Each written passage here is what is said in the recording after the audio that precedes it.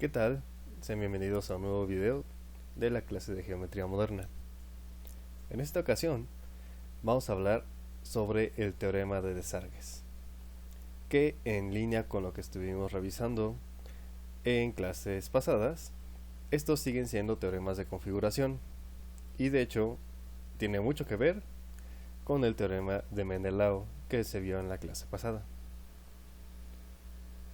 Empecemos con una leve introducción antes de ver realmente a qué se refiere el teorema de Desargues.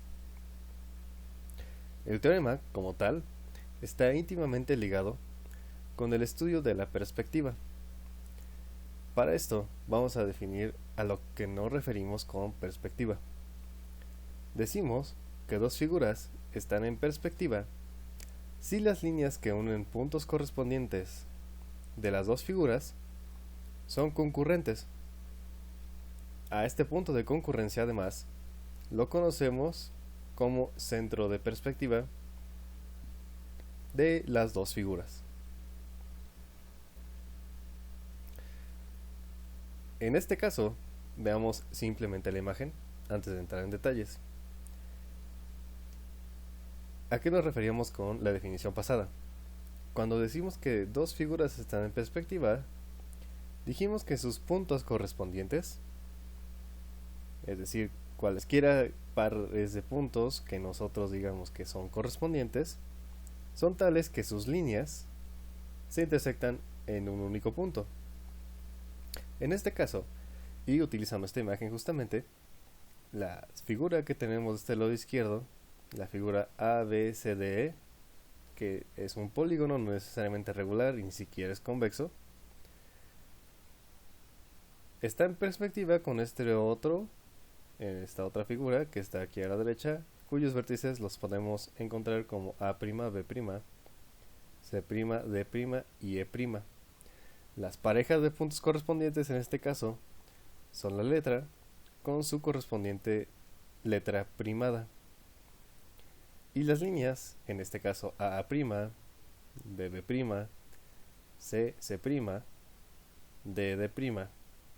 y E', son tales que se intersectan en el punto O. De esta forma, está cumpliéndose que estas dos figuras en particular son figuras en perspectiva. Ahora bien, para este ejemplo en particular, las figuras homotéticas están en perspectiva, como se puede ver en la ilustración. En este caso en particular, este polígono, o esta figura como tal, de vértices A, B, C, D, E, es como tal una figura que se construyó a partir de esta otra como su homotético, o bien este es el homotético del original ABCD. Cualquiera de las dos maneras, ya sabemos, son equivalentes y ambas figuras son homotéticas una de otra. Pero por definición de homotecia sabemos que existe un centro de homotecia y una razón de homotecia que hace que una figura se convierta en la otra. Por definición de homotecia, el centro de homotecia corresponde entonces con el centro de perspectiva. Sin embargo, las figuras en perspectiva no necesariamente son homotéticas siempre, puesto que las líneas correspondientes de figuras en perspectiva no son paralelas en general. ¿A qué nos referimos con esto? Bien, veamos la siguiente figura ahora. En este caso, este pentágono que está dibujado en verde está en perspectiva con ambas figuras que están en naranja, bueno, o color rosa en este caso. Podemos notar claramente que los pares de puntos correspondientes todos son tales que se intersectan en O, por lo cual podemos considerar que la figura verde junto con las otras dos figuras están en perspectiva, pero la figura verde no es para nada homotética a ninguna de las otras dos. Con esto nos referimos justamente que si son figuras homotéticas, entonces están en perspectiva.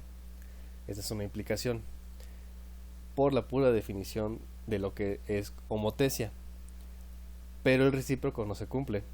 Es decir, Si dos figuras están en perspectiva, no necesariamente implica que sean homotéticas, como en este ejemplo.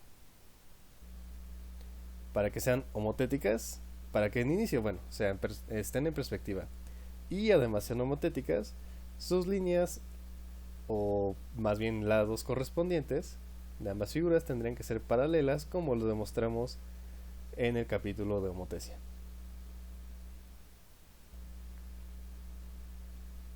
Antes de entrar de lleno con lo que dio origen a como tal el teorema de Serges, y para que entendamos un poco más a qué nos referimos con perspectiva, volteemos un poco a ver el siguiente esquema. Si tenemos como tal un triángulo y ahora lo pensemos un poco más allá, no solamente en el plano, vamos a pensar que este triángulo vive en el espacio tridimensional euclidiano. Como tal, si vive en un espacio tridimensional euclidiano, entonces a esta figura, que en realidad es un triángulo, yo lo puedo ver desde varios puntos de vista, y de hecho puedo hacerlo tal que este mismo triángulo pareciera en realidad una sola línea. Sabemos bien que las líneas como tal no tienen grosor y por eso pareciera que la imagen desaparece. Este triángulo, de acuerdo a como lo estamos girando, pareciera que es casi equilátero. Comparémoslo ahora contra otro triángulo, en este caso este triángulo que tenemos a la derecha, un triángulo de color morado.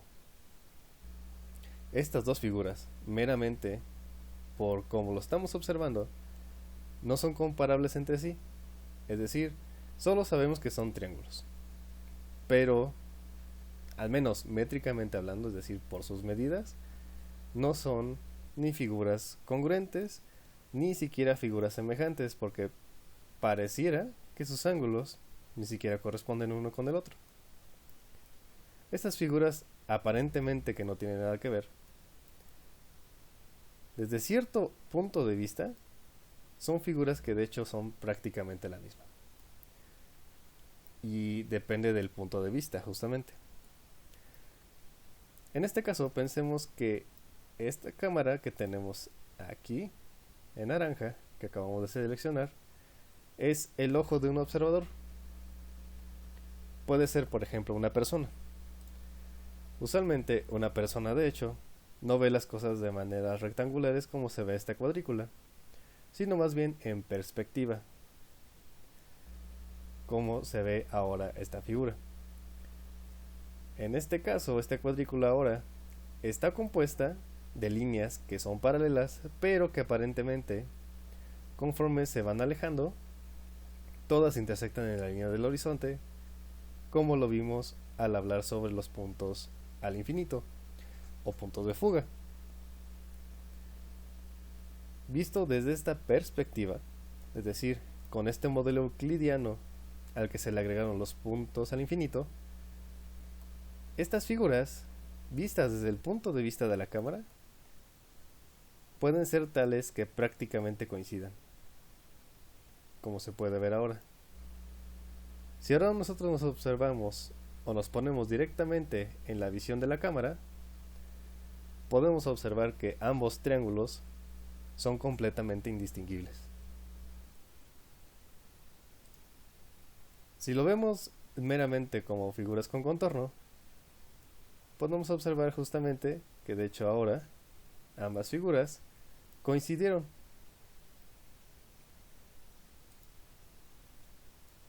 Si volvemos a la vista de la cámara, podemos ver nuevamente que una cubre por completo a la otra. Es decir, desde el punto de vista de la cámara, ambas figuras son idénticas.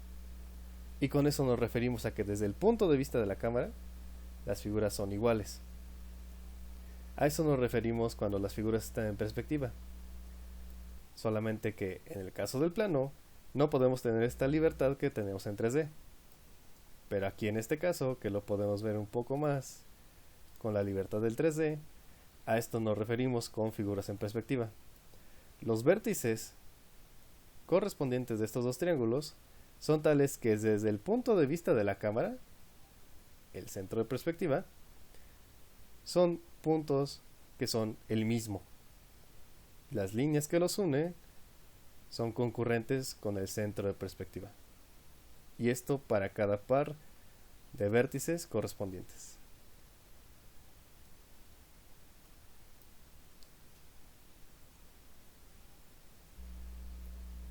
Regresando, ahora bien, ¿a qué fue lo que dio origen a esto? En algún momento lo mencionamos y hablamos un poco justamente sobre la perspectiva y los puntos de fuga. Pero Desargues, justamente, fue el matemático que le dio un formalismo un poco más matemático a esa parte de la perspectiva. Ya hablando más sobre él, Desargues, que fue un arquitecto e ingeniero militar en Lyon, Francia, fue un personaje que nació en 1591 y su muerte fue en 1661. Él fue por un tiempo integrante del grupo francés de matemáticos de esa época, entre los que se contaban, por ejemplo, con Descartes y Fermat, los cuales también son figuras matemáticas muy importantes en ese tiempo. En 1636, Desargues publicó un texto en el que presentaba un método geométrico para construir imágenes en perspectiva de los objetos. Su trabajo más importante, que fue publicado en 1639, fue un tratado sobre el estudio de las cónicas a través de métodos proyectivos, es decir, de sus variantes bajo proyecciones, que si lo decimos un poquito en francés, sería algo así como Brouillon Project d'une atteinte aux événements de rencontre d'une icône avec un plan, que traducido al español sería algo así como un proyecto sobre las intersecciones de un cono con un plano. ¿Y a qué nos referimos con esto? Bueno, sin entrar mucho en detalle, regresando un poco a nuestra imagen que teníamos hace un momento, este círculo que está aquí abajo, nosotros podemos verlo como tal, como un círculo.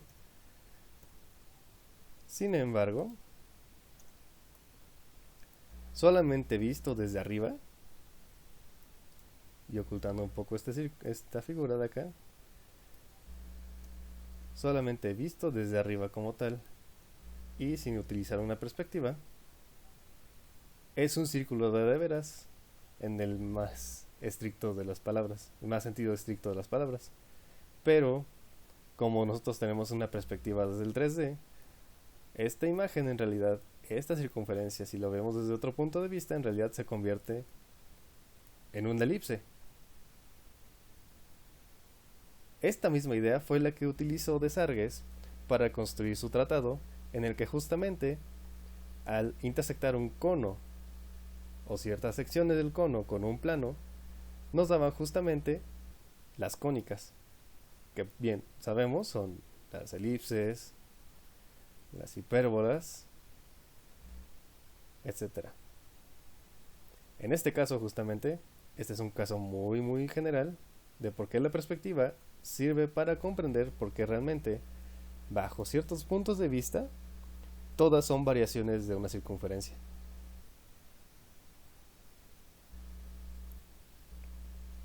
Aquí, por ejemplo, tenemos una imagen de Desargues en el que justamente está discutiendo con Mersenne en el Palacio Royal de París. Mersenne también es un matemático muy prominente en esa época, que de hecho tiene bastantes trabajos en teoría de números.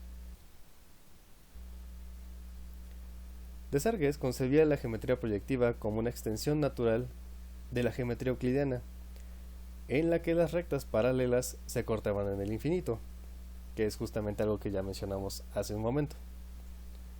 En parte, por el rompimiento que significaba con la concepción de la época en la que no parecía posible que se pudiera decir algo sobre las cónicas que no fuera dicho más fácilmente a través del álgebra, y en parte por el rebuscado lenguaje que usó Desargues para escribir su tratado. Sus planteamientos no fueron aceptados en la época y permanecieron prácticamente olvidados por cerca de 200 años. Eso es algo que de hecho pasa muchas veces en ciencias, en general. Históricamente se sabe que muchas ideas que vienen a revolucionar o cambian muchos de los esquemas que ya se tienen aceptados en ese entonces, suelen chocar con todos los pensamientos o realmente aquellos influyentes de la ciencia y suelen desechar esas teorías o ideas y simplemente las dejan en un tintero y se quedan ahí olvidadas a veces. Pero eventualmente esas ideas alguien más las retoma y con suerte llegan a tener bastante validez eventualmente para futuros teoremas o desarrollo de la ciencia matemática, por ejemplo. Y aún ahora, Desargues, como tal, no es conocido generalmente por su tratado, que ya lo mencionamos, como tal habla sobre proyecciones cónicas y cosas por el estilo, sino más bien una proposición que no aparece en él, que se llama el teorema de Desargues. El teorema de Desargues, de hecho, es un teorema muy importante, y ahorita lo vamos a ver poco a poco, y realmente es muy sencillo de explicar. Se constituye como tal por puntos y rectas en el sentido de, como lo hemos hecho con los teoremas pasados, sigue siendo un teorema de configuración y depende como tal de triángulos. Y hay dos versiones de este teorema a muy grandes rasgos. Lo podemos pensar como tal para triángulos en el mismo plano, y este solamente depende, bueno, su demostración depende solamente de las relaciones de incidencia que existe entre puntos correspondientes para ambos triángulos, y es bastante sencilla de demostrar. Sin embargo, la demostración para triángulos que no están en el mismo plano no es tan fácil de demostrar, que es de hecho justamente la figura que les estaba mostrando en 3D hace un momento. Por ello, aun cuando el teorema de Desargues es una propiedad netamente proyectiva, su demostración vamos a realizarla aquí utilizando el teorema de Menelao. Y bueno, a todo esto, ¿qué nos dice el teorema? El teorema de Desargues dice lo siguiente: si dos triángulos están en perspectiva, los puntos de intersección de lados correspondientes son colineales. E inversamente, si los puntos de intersección de lados correspondientes de dos triángulos son colineales, los triángulos están en perspectiva. Aquí vamos a hacer un pequeño paréntesis para tratar de entender o tratar de reformular lo que dice aquí este enunciado.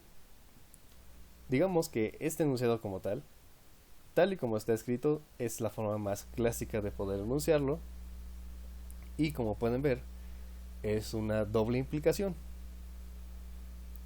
Pero hay una forma más sencilla de enunciarlo. La primera parte dice que si dos triángulos están en perspectiva, y con eso nos referimos a que están en perspectiva desde un punto, el centro de perspectiva.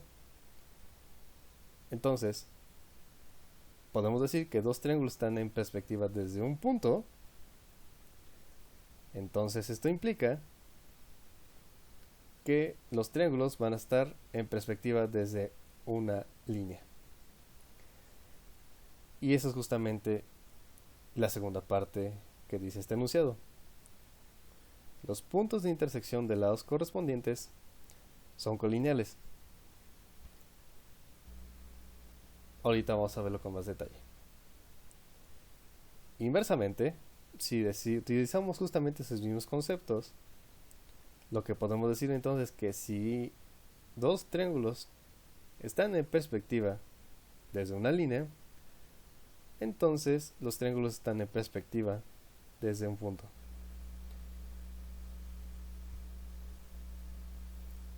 Este es el ejemplo más clásico de una imagen en el que podemos ver aplicado el teorema de Desargues. Y este es el caso de los triángulos en el plano. Justamente lo que mencionaba el teorema es que en este caso los pares de vértices correspondientes están en perspectiva desde un punto, o bien concurren los pares de puntos correspondientes, mientras que los pares de lados correspondientes se intersectan en tres puntos colineales. En ese sentido, podemos decir entonces que están en perspectiva desde una recta. Entonces, así enunciado el teorema, nuevamente decimos la idea. Si dos triángulos están en perspectiva desde un punto, entonces están en perspectiva desde una recta, y viceversa. Si están en perspectiva desde una recta, entonces estos triángulos van a estar en perspectiva desde un punto. La idea es muy similar para el caso en 3D, o en el que tenemos justamente a dos triángulos en el espacio, como lo vimos con la demostración de esta imagen, que de hecho el software se llama Blender. Y regresando un poco a el esquema que teníamos hace un momento, en el que teníamos justamente estos dos triángulos. La figura, o mejor dicho, la demostración del teorema de Desargues para 3D se basa en algo similar a esto, en el que tenemos justamente dos triángulos, cada uno en un plano distinto, y al final son tales que son comparables desde un punto de vista, que en este caso dijimos es el punto de vista de la cámara. Algo muy similar en este esquema pasa. Tenemos dos figuras, un triángulo ABC y un triángulo A'B'C', ambos cada uno que viven en planos distintos. Sin embargo, sus vértices correspondientes son tales que son indistinguibles desde este punto o centro de perspectiva. Y entonces nuevamente se cumple el teorema. Si están en perspectiva desde un punto, entonces están en perspectiva desde una recta. Y si están en perspectiva desde una recta, en este caso la intersección de ambos planos, entonces están en perspectiva desde un punto.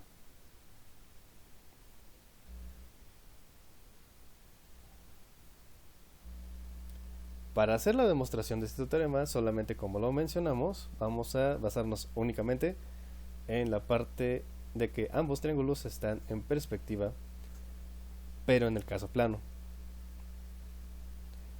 Y vamos a hacer primero la demostración de que si están en perspectiva desde un punto, entonces lo están en perspectiva desde una recta. Dicho esto, pensemos en lo siguiente. A, B y C, junto con el triángulo A'B'C', son dos triángulos que están en perspectiva con o están en perspectiva desde el punto O. Entonces, vamos a considerar que P es la intersección de el lado AB con el lado A'B'.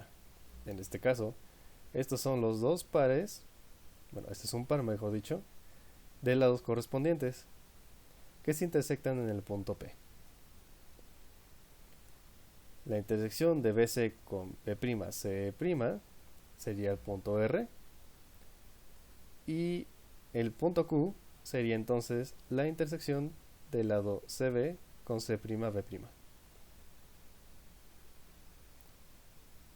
Ahora bien, ya que tenemos estos tres puntos P, Q y R, que son las intersecciones de los pares de lados correspondientes para los triángulos A, B y C y A'B'C', aplicamos el teorema de Menelao al triángulo ABO, que en este caso es el triángulo en azul.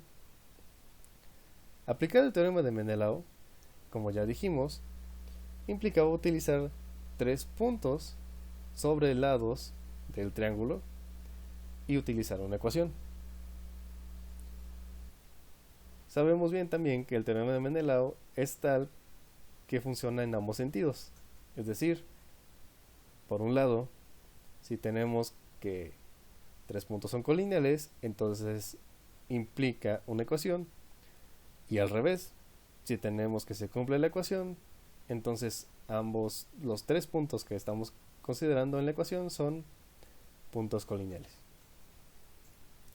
Para este caso en particular, tenemos que más bien Si consideramos el triángulo ABC, perdón, el triángulo ABO,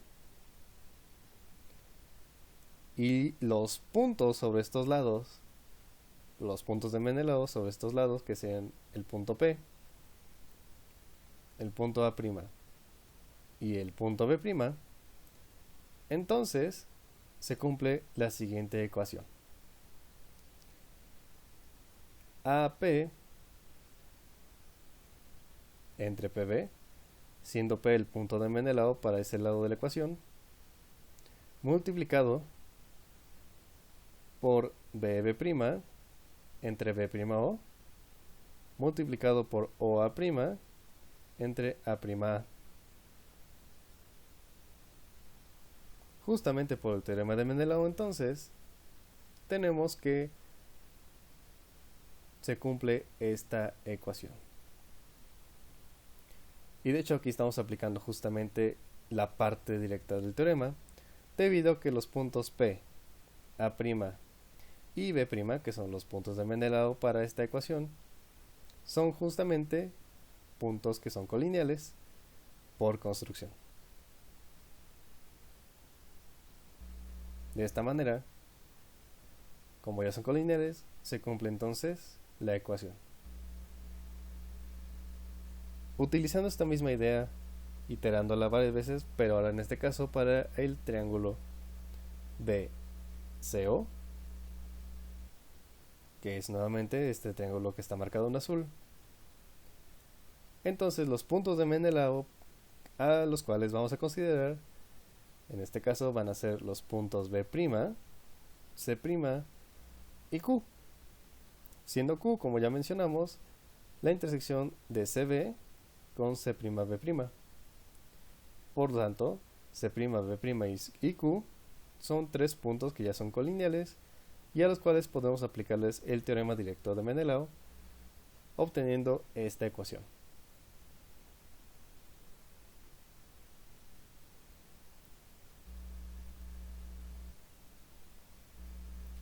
Ahora bien, el último triángulo que nos va a interesar es el triángulo CAO. Este triángulo CAO, que es nuevamente el triángulo en azul, utilizando como transversal a la recta A',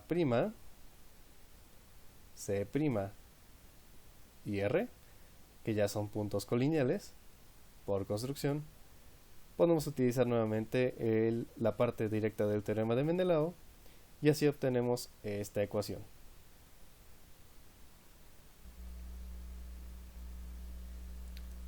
Ahora bien, ya que tenemos estas tres ecuaciones, basta con multiplicarlas todas, o el correspondiente lado izquierdo, con todas las ecuaciones que teníamos, bueno, todos los factores que teníamos en cada una de las ecuaciones,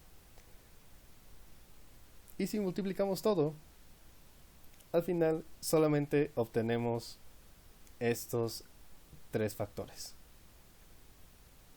Es decir, AP entre PB por BQ entre QC por CR entre RA. Y esto va a ser igual a menos 1. Lo que quiere decir entonces que los puntos P, Q y R son tales que cumplen entonces el teorema recíproco de Menelao. Es decir, al cumplirse esta ecuación, los puntos P, Q y R son entonces colineales. De esta manera, acabamos de demostrar entonces que si los triángulos están en perspectiva desde un punto, entonces están en perspectiva desde una recta. Y ahora demostremos el inverso. Para esto, ahora pensemos entonces que si tenemos dos triángulos ABC y A'B', C', que están ahora en perspectiva desde una recta, lo cual quiere decir entonces que si están en perspectiva de una recta, entonces los puntos P, Q y R son colineales, donde P, Q y R son los puntos donde se intersectan los lados correspondientes de ambos triángulos. Haciendo un poco más simple esta figura, consideremos entonces justamente que los triángulos que están aquí más en rojo, ABC, A', B' y C', están en perspectiva desde esta línea PQR. Los puntos, como dijimos, son los puntos de intersección de lados correspondientes. En este caso P es la intersección de AB con A', B', Q de BC con B'C', y R de AC con A'C'. Nuestra hipótesis como tal corresponde a que ahora están en perspectiva desde esta línea PQR.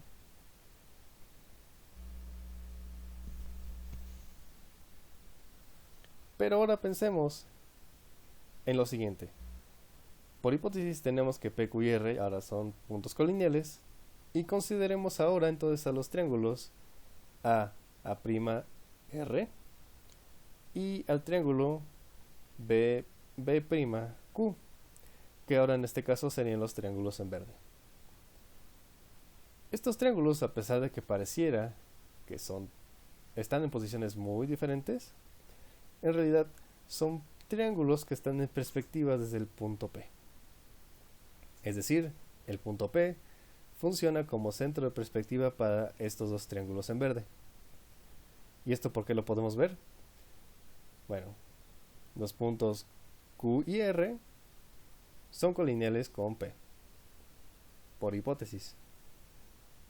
Mientras que A y B también son colineales con P por construcción, y A'B' también lo son por construcción con el punto P. Lo que quiere decir que los pares de puntos correspondientes para estos dos triángulos concurren en el punto P, que es el centro de perspectiva. Con lo cual se cumple entonces que estos dos triángulos están en perspectiva desde P. Pero ya demostramos la parte directa del teorema de Desargues. Esto quiere decir que si estos dos triángulos están en perspectiva desde P, entonces están en perspectiva desde una recta.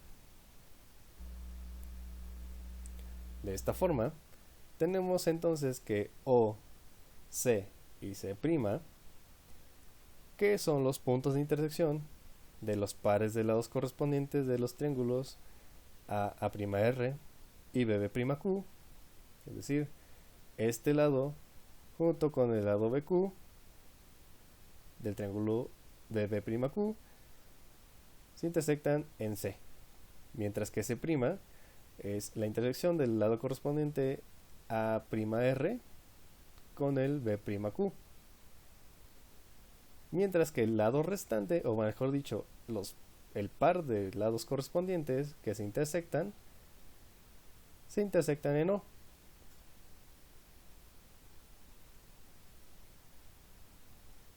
Entonces, por el teorema directo de Desargues, que ya está demostrado, tenemos que estos tres puntos, el O, C y C', son colineales. En este caso, esta sería la línea desde la cual están en perspectiva los triángulos verdes.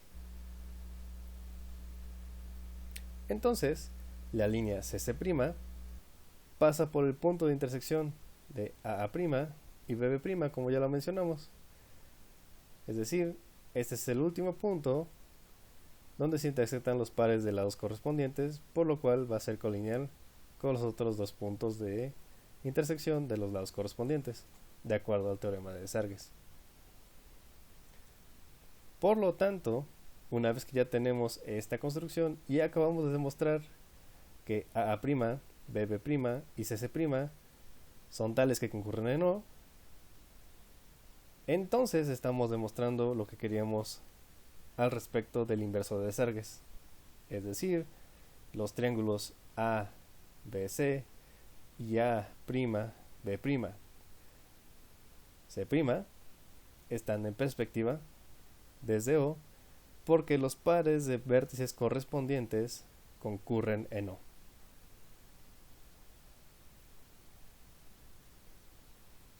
Es decir, partimos de que estaban en perspectiva desde esta línea y obtenemos que están en perspectiva desde este punto O, de acuerdo a la definición.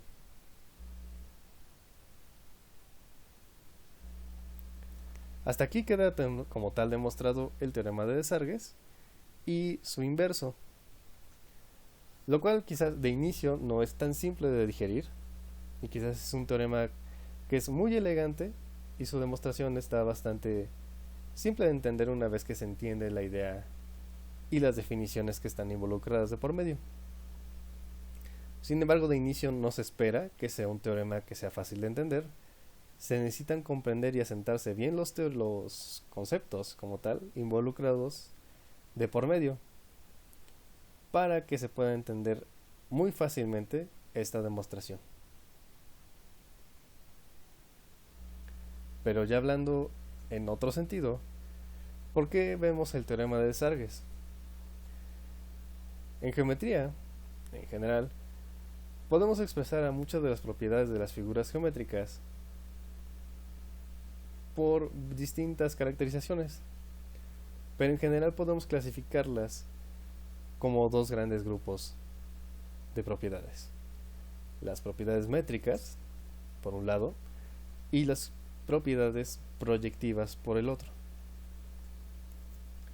Expresado toscamente, o muy a grosso modo, por decirlo así, las propiedades que son métricas están necesariamente relacionadas de manera directa o implícitamente con una noción de medida, o bien que son cosas que podemos de alguna manera medir, mientras que aquellas que están esencialmente desconectadas de la medida decimos que son propiedades proyectivas.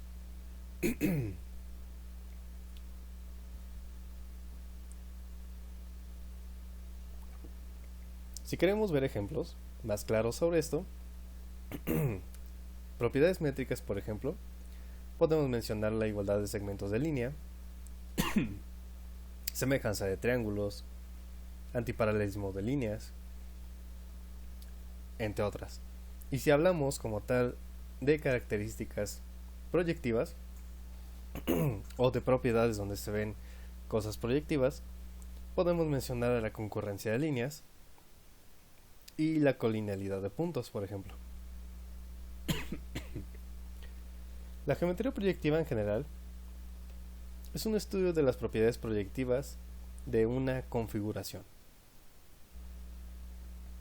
Lo establecido por el teorema de Desargues implica solo propiedades proyectivas de las figuras a las que se aplica, aunque solamente en este caso estemos hablando como tal de triángulos en particular.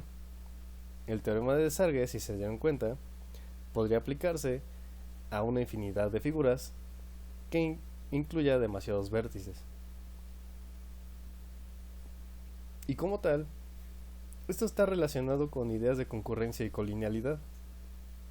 Y tales ideas son básicas en la geometría proyectiva. De hecho, este teorema es uno de los más importantes en esta rama de las matemáticas. Y algunas veces se puede considerar, incluso en algunos textos, los llegan a mencionar como el teorema fundamental de la geometría proyectiva. Es de notarse que aunque la demostración que vimos ahorita como tal en este video, a lo largo de estas diapositivas, tiene un carácter métrico, porque a final de cuentas estamos utilizando segmentos dirigidos, los cuales por sí solos ya tienen implícitamente una medida. También es posible dar una demostración que no tenga nada que ver con algo que sea medible, es decir, que no sean meramente segmentos los que están involucrados. Como tal, esa demostración es justamente algo que se desea en el desarrollo de la geometría proyectiva, porque se desconecta por completo de las propiedades métricas, como lo mencionamos. Sin embargo, y para este curso en particular, es muy interesante ver justamente cómo se puede demostrar este teorema basándonos en el teorema de Menelao, el cual, como se pueden dar cuenta, es un teorema bastante importante. Y bien, pues aquí concluimos este video. Espero como tal les haya gustado la idea. Es difícil en realidad a veces como entender el teorema de Desargues, pero es bastante elegante y simple una vez que se comprenden todos los conceptos involucrados como ya lo mencionamos.